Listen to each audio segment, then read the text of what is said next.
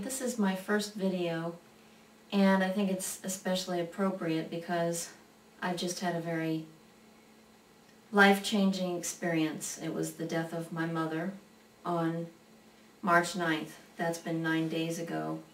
And I decided what I would do is I would just do a video blog of the kind of grief that I'm going through. I probably should have started it last week, however, there was too much going on last week and I really didn't have the inclination to do it last week.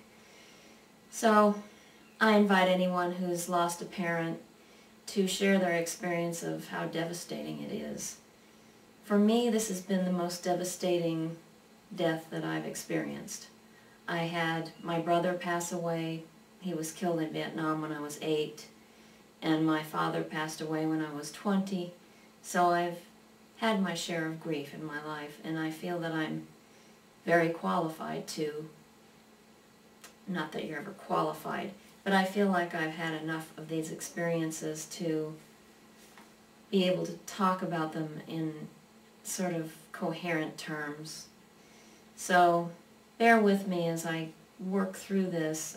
Today is the 18th of March, and I'm just sitting here in front of the flowers that my sister gave me, my oldest sister.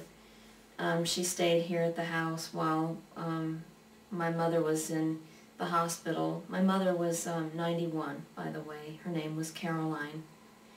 And my mother was admitted to the hospital. She was sent by ambulance, and it was her second hospitalization this year, and she had congestive heart failure.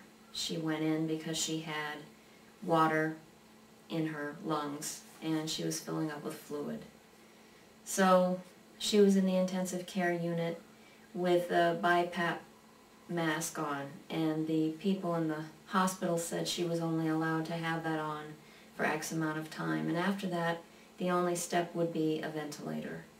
And my brother and my two sisters and I decided in the hospital the day before she died that we wouldn't ever do anything like that. No feeding tubes, no ventilator.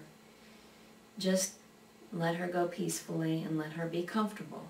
And my prayer had always been for my mother that she would go very peacefully in her sleep, which she did. I wish she hadn't gone in the hospital. I wish she didn't have to be there, but she did die peacefully in her sleep. So I just thought what I would do is just describe how I felt this morning when I woke up.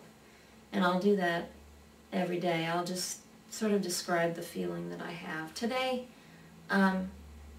hasn't been a particularly bad morning. It's been a fairly bad morning, but not as bad as a couple mornings last week. This morning I woke up and I wake up intermittently in the middle of the night too, and it's very difficult because I can't go back to sleep, and all I think about is my mother the whole time. So this morning I woke up and felt like I had been just an empty vortex of, it's the most intensely empty feeling. And I feel so helpless because I really, really, more than anything, wish to talk to my mom. And I can, of course, I can talk to my mom, but obviously she won't respond. But today I just felt like I really, really wanted to talk to her. So what I had to do was I just wrote in my journal what I was feeling, and that did help me somewhat.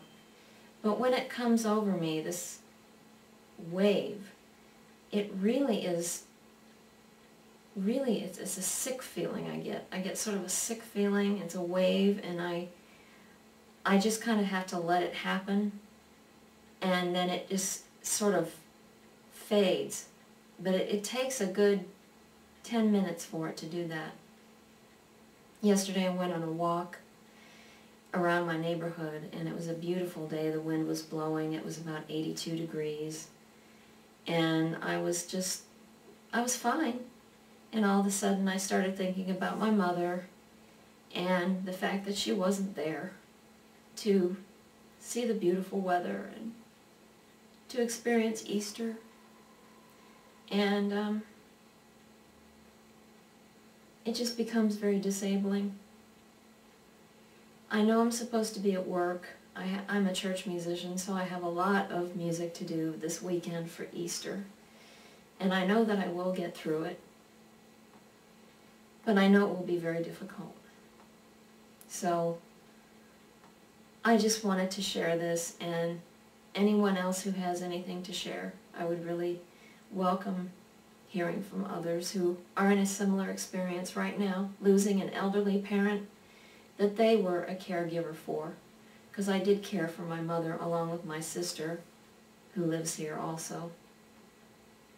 My brother and sister live up in Indiana, and they were not here in the last years of her life, so my sister, who lives here, and I were the ones who cared for our mother. So I will continue this tomorrow, but I just wanted to share this with others, and I open it up to anybody else to comment. Thanks.